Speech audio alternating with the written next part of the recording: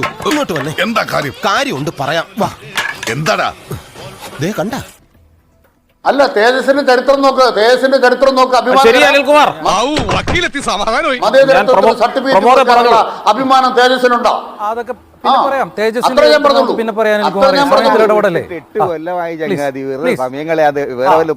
ഇന്നല്ലോ എന്നും പറയണം.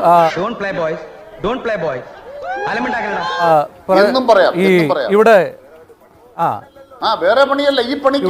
അല്ല, അത് അവസാനമാകുമ്പോൾ തർക്കിച്ച് സമയം കളയരുത്. പ്രമോദ് പറയൂ. അനിൽകുമാർ ദയവ് ചെയ്ത്, ഞാൻ അനിൽകുമാർ പറഞ്ഞപ്പോൾ സംസാരിച്ചിരുന്നപ്പോൾ ഒരു അക്ഷരം വേണ്ടിയിട്ടില്ല.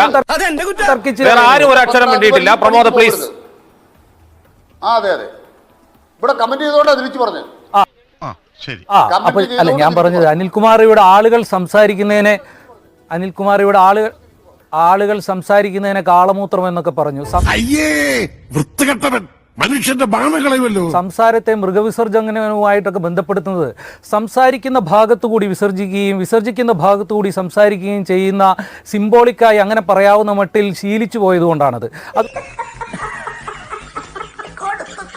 അതുകൊണ്ട് ആ തരത്തിലുള്ള പേടിപ്പിക്കലുകളും നിങ്ങളുടെ മുഖ്യമന്ത്രിയുടെ ഭാഷയിൽ പറഞ്ഞാൽ വിരട്ടലും വേഷം കെട്ടലും ഒന്നും എല്ലാവരുടെ അടുത്തും വേണ്ട. ഇത് വടി കൊടുത്ത് അടി വാങ്ങുന്ന പരിപാടിയാണല്ലോ ബാബു. അതാണ് വിഷയത്തിലേക്ക് വരാം. അപ്പം ഞാൻ പറഞ്ഞത് എന്താണെന്ന് വെച്ചാൽ, എങ്ങനെയാണോ വലതുപക്ഷത്തിന്റെ ഹിന്ദുത്വ രാഷ്ട്രീയത്തിന്റെ ഹിന്ദുത്വ ഫാഷിസത്തിന്റെ രാഷ്ട്രീയ മൂല്യങ്ങളും രാഷ്ട്രീയ വിചാരങ്ങളും കീപ് ക്വയറ്റ് നിങ്ങൾ പറയുമ്പോൾ കേട്ടിരുന്നല്ലോ.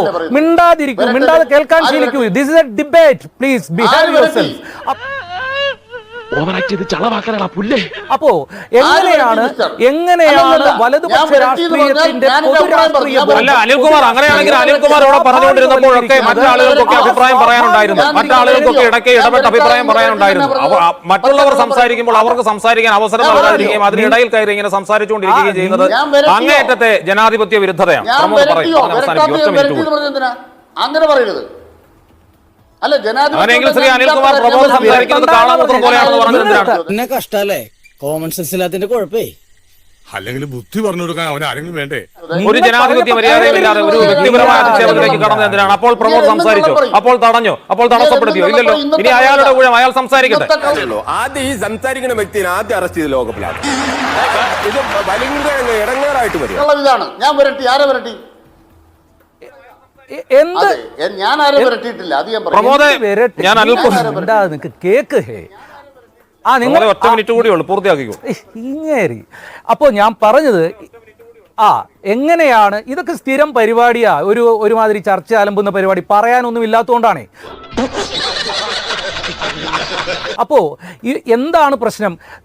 അതായത് മുസ്ലിം വിരോധമാകട്ടെ, ന്യൂനപക്ഷ വിരോധമാകട്ടെ, അതായത് ഈ ഒരു മതേതര രാഷ്ട്രീയത്തിൻ്റെ അടിത്തറയായ സാമൂഹ്യ ബോധമാകട്ടെ, അതിനെതിരെ നിങ്ങൾക്ക് എന്തും വിളിച്ചു പറയാം. നിങ്ങളുടെ സാമുദായിക നില വെച്ച്, നിങ്ങളുടെ സാമുദായിക സ്വാധീനം വെച്ച്, സംഘടനയെ വെച്ച് വിലപേശാം. അത് രാഷ്ട്രീയാധികാരത്തിന് BJP-യോടും CPM-നോടും കോൺഗ്രസിനോടും ഒക്കെ ഒരുപോലെ വിലപേശാം.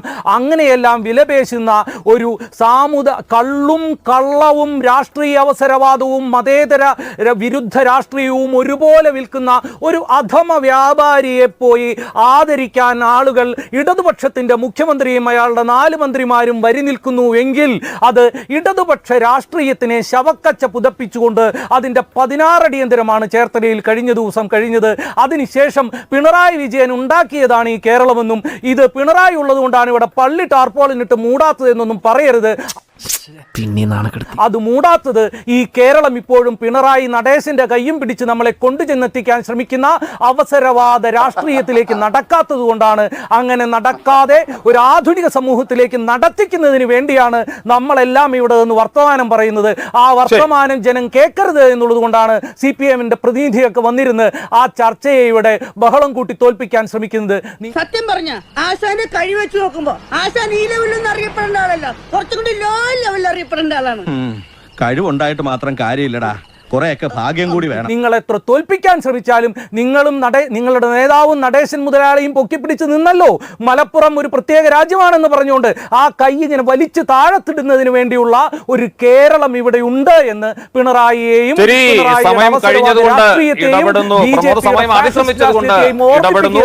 ഒറ്റക്കാര്യം മാത്രം പറയാം. ഏഷ്യാനെറ്റ് ന്യൂസ് നടത്തുന്നത് BJP-ക്കും RSS-നും വേണ്ടിയുള്ള പ്രവർത്തനമാണെങ്കിൽ BJP-യെയും RSS-നെയും ഏറ്റവും ശക്തമായ ഭാഷയിൽ വിമർശിക്കുകയും എഴുതുകയും അതിന്റെ പേരിൽ പല തരത്തിലുള്ള വേട്ടയാടലുകൾ അനുഭവിക്കുകയും ചെയ്ത പ്രമോദിനെയും ചെക്കുട്ടിയെയും ഒന്നും വിളിച്ച് ഇവിടെ ചർച്ച നടത്തേണ്ട കാര്യമില്ലെന്നെങ്കിലും മിനിമം മനസ്സിലാക്കണം. ശരി ചത്ത ഞാൻ നാളെ വരാം. അല്ല ചത്തില്ലെങ്കിൽ ഞാൻ നാളെ